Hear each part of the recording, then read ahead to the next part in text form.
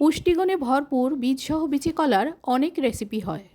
আজকে সেই বীজসহ বিচি কলার আরেকটা নতুন রেসিপি নিয়ে হাজির হয়েছি। নমস্কার, আমি শ্রীপর্ণা। অমৃতকুম্ভ চ্যানেলে আপনাদের সবাইকে স্বাগত জানিয়ে আজকের রেসিপি শুরু করছি। আজকের রেসিপি রাই সুন্দরী বিচে কলা। এই রেসিপির জন্য 8খানা বিচি কলা নিয়েছি। বিচে কলাগুলো ফ্রিজে বেশ কয়েকদিন ছিল, তাই বাইরেটা একটু কালচে হয়ে গেছে। এই বিচে কলাগুলোর সাইজ দেখে বুঝতে পারছেন এগুলো একেবারে নরম, ভেতরের বীজগুলো সাদা, দুধেল বিচে কলা একেবারে। বীজসহ বিচে কলার রেসিপি বানাতে গেলে এই রকম নরম বিচে কলা খুবই ভালো হয়। বিচে কলাগুলো কেটে নেওয়ার জন্য আগে কলাগুলো জলে ধুয়ে নিয়েছি, একটা জলের পাত্র নিয়েছি আর বটির ফলায় কয়েক ফোঁটা সর্ষের তেল মাখিয়ে নিচ্ছি। আপনারা যারা ছুরিতে কাটবেন তারা ছুরিতে তেল মাখিয়ে নেবেন। এবারে দু হাতের তালুতে একটু সর্ষের তেল নিয়ে খুব ভালো করে হাতে তেলটা মেখে নিলাম। তেল লাগিয়ে নিলে কলার আঠা তুলতে সুবিধে হয়। এবারে একটা কলা নিয়ে মাথার দিকের অংশ আর পেছনের অল্প অংশ কেটে নিলাম। কলাগুলো লম্বায় পুরো রাখবো, তাই মাঝামাঝি না কেটে লম্বাভাবে ছালগুলো তুলে নিচ্ছি। এর আগে আমি আপনাদের সঙ্গে বীজসহ বিচি কলার ছেচকি একটা রেসিপি শেয়ার করেছি, যেটায় বিচি কলার পুরোপুরি পুষ্টিগুণ বজায় রেখে সেদ্ধ করে জল না ফেলে কি করে আপনারা রান্নাটা করবেন। তবে সেই রেসিপি পেঁয়াজ সহ ছিল, আর আজ পেঁয়াজ রসুন ছাড়া সম্পূর্ণ নিরামিষ বিচে কলার রেসিপি। কথা বলতে বলতে কলার ছাল ছাড়ানো হয়ে গেছে। ছালটা ছাড়িয়ে লম্বালম্বিভাবে দুভাগ করে নিচ্ছি। দুফালি করে নেওয়ার পর জলে ফেলে জলে ধুয়ে তুলে নেব। বেশিক্ষণ জলে ফেলে রাখবো না। একইভাবে বাকি কলাগুলো কেটে নেব। মাথার দিকের অংশ বাদ দেবো, পেছনের দিকের অল্প অংশ বাদ দেবো, তারপর লম্বা লম্বাভাবে ছাল ছাড়িয়ে নিয়ে লম্বাভাবে দুফালি করে নিয়ে জলে ধুয়ে তুলে রাখবো। এইভাবে জলে ধুয়ে কলাগুলো সব রেডি করে রেখে দিলাম। দেখুন বীজগুলো কতটা নরম, বীজগুলো একেবারেই সাদা আছে। খুব কচি কলা এগুলো, তাই রান্না হতে বেশি সময় লাগবে না। কলাগুলো রেডি করে রেখে গ্যাসে মিডিয়াম ফ্লেমে একটা কড়াই বসিয়ে দিলাম। বেশ কিছুটা সর্ষের তেল দিয়ে দিচ্ছি। তেলটা খুব ভালো মতো গরম করে নিতে হবে। তেলটা গরম হয়ে গেলে এর মধ্যে আমি আগে বড়িগুলো ভেজে নেব। ক্রমাগত নাড়াচাড়া করে বড়িগুলো সোনালি করে ভেজে নিচ্ছি। বড়িগুলো ভাজা হয়ে গেলে তুলে একটা পাত্রে রেখে দিচ্ছি। এরপর ওই কড়াইতেই দিয়ে দিচ্ছি আরও কিছুটা সর্ষের তেল। তেলটা খুব ভালো মতো গরম হলে কেটে রাখা বিচে কলাগুলো দিয়ে দিচ্ছি। 8টা কলা রান্না করছি, তাই 2টো করে টুকরো নিয়ে মোট 16 টুকরো বিচে কলা আছে। বিচে কলাগুলো তেলের মধ্যে দিয়ে ভালো করে নাড়াচাড়া করে তেলটা এর সঙ্গে মিশিয়ে নিচ্ছি। খুব ভালো করে মিশিয়ে যাওয়ার পর ঢাকা দিয়ে রান্না করতে দেব। তারপর ঢাকা খুলে আবারও নাড়াচাড়া করে দেব। এইভাবে 3-4 বার ঢাকা খুলে রান্না আর ঢাকা বন্ধ করে রান্না, এই রকম করে মিনিট 5-6 রান্না করে নেওয়ার পর দেখাচ্ছি কলাগুলো খানিকটা ভাজা ভাজা হয়ে গেছে।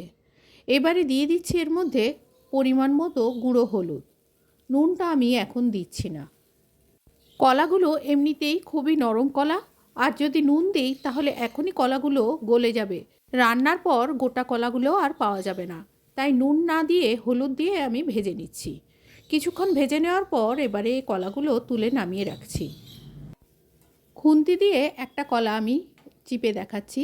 দেখুন কলাগুলো প্রায় সেদ্ধ হয়ে গেছে। আরও ভালো করে বোঝার জন্য হাত দিয়ে আমি দেখাতে যাচ্ছিলাম, কিন্তু প্রচণ্ড গরম, তাই একটা ছুরি দিয়ে এটা আমি আপনাদের দেখাচ্ছি। দেখুন এগুলো সেদ্ধ হয়ে গেছে আর বীজগুলো চাপলে বেরিয়ে আসছে। এই পর্যায়ে বিচে কলাগুলোকে তুলে রেখে দিচ্ছি। যে বাটিতে বড়ি রেখেছিলাম সেই বাটিতেই বিচে কলাগুলো তুলে রেখে দিলাম। এরপর ওই কড়াইতে খুব সামান্য পরিমাণ তেল দিচ্ছি। পুরো রান্নাটাই কিন্তু সর্ষের তেলে হবে। তেলটা গরম হলে কালো জিরে দিয়ে দিচ্ছি। এক্ষেত্রে বলে রাখি আমি কিন্তু খুব অল্প তেলে রান্নাটা করছি। আপনারা চাইলে এটা বেশি তেলে রান্না করতে পারেন, তখন খেতে আরও সুস্বাদু হবে। শরীর এবং স্বাস্থ্যের কথা ভেবে আমি কম তেলে রান্নাটা করছি। এবারে তেলের মধ্যে তেজপাতা আর শুকনো লঙ্কা দিয়ে কালো জিরেগুলো ভেজে নিচ্ছি। ফোড়নটা ভাজা হয়ে গেলে একটা গোটা টমেটো কুচিয়ে এর মধ্যে দিয়ে দিলাম। টমেটো তেলের মধ্যে ভালো করে নাড়াচাড়া করে ভেজে নিচ্ছি। টমেটো পুরোপুরি গলাবো না, একটু গোটা গোটা থাকবে। এইবারে দিয়ে দিচ্ছি এর মধ্যে সর্ষে বাটা। এখানে আমি 3 চামচ সর্ষে বাটা ব্যবহার করেছি। সর্ষের সাথে 2টো কাঁচা লঙ্কাও বাটা আছে। যদি আপনারা বেশি ঝাল পছন্দ করেন লঙ্কার পরিমাণ বাড়িয়ে দেবেন, আর যদি মনে করেন এর সাথে গুঁড়ো লঙ্কা ব্যবহার করতে পারেন। আমি কোনো গুঁড়ো লঙ্কার ব্যবহার করিনি। দিয়ে দিচ্ছি পরিমাণ মতো জল। যে চামচে সর্ষে বাটাটা তুলেছিলাম সেই চামচে কিছুটা সর্ষে বাটা লেগেছিল, তাই চামচটা ধুয়ে সেই জলটাও দিয়ে দিয়েছি। পরিমাণ মতো জল দেওয়ার পরে এর মধ্যে দেওয়া হয়নি কিন্তু এখনও নুন, তাই নুন দিয়ে দিচ্ছি। দিয়ে দিচ্ছি গুঁড়ো হলুদ। নুন হলুদ ভালো করে মিশিয়ে নিলাম। মশলা যাতে ভালো করে কলার মধ্যে যেতে পারে সেই জন্য কলাটাও এখন দিয়ে দিচ্ছি। সমস্ত কলাগুলো দিয়ে এবারে এটাকে একটু ফুটতে দেব। কলার ছালটা যেহেতু একটু শক্ত থাকে, তাই কলা ফুটিয়ে নিলে এগুলো ভেঙে যাবে না, তাই ঢাকা দিয়ে কিছুক্ষণ ফুটিয়ে নিলাম।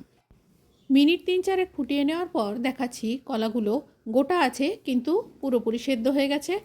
এবারে গোটা 3 চেরা কাঁচা লঙ্কা এর মধ্যে দিয়ে দিলাম। নুন ঝাল অ্যাডজাস্ট করার জন্য দিয়ে দিচ্ছি চিনি। খুন্তি দিয়ে নেড়ে চিনিটা ভালো করে মিশিয়ে নিচ্ছি। এরপর দিয়ে দিচ্ছি এর মধ্যে ভেজে রাখা বড়ি। বড়িগুলো দেওয়ার পরে বেশি ফোটাবো না। বড়িগুলো ভালো করে মিশিয়ে নিয়ে ঢাকা দিয়ে গ্যাসটা অফ করে দিয়ে পরিবেশন করে দেখাচ্ছি। 5 মিনিট স্ট্যান্ডিং টাইমে রাখার পরে ঢাকা খুলে আপনাদের দেখাচ্ছি। দেখুন, একেবারে বসা বসা তরকারি হয়েছে। এর একটা কলা আর একটা বড়ি দিয়ে এক থালা ভাত নিমেষেই উঠে যাবে। সম্পূর্ণ পেঁয়াজ রসুন ছাড়া নিরামিষ এই রায়সুন্দরী বিচে কলা কেমন লাগলো কমেন্টে জানাতে ভুলবেন না। আজ এই পর্যন্ত, সবাই ভালো থাকবেন। ধন্যবাদ।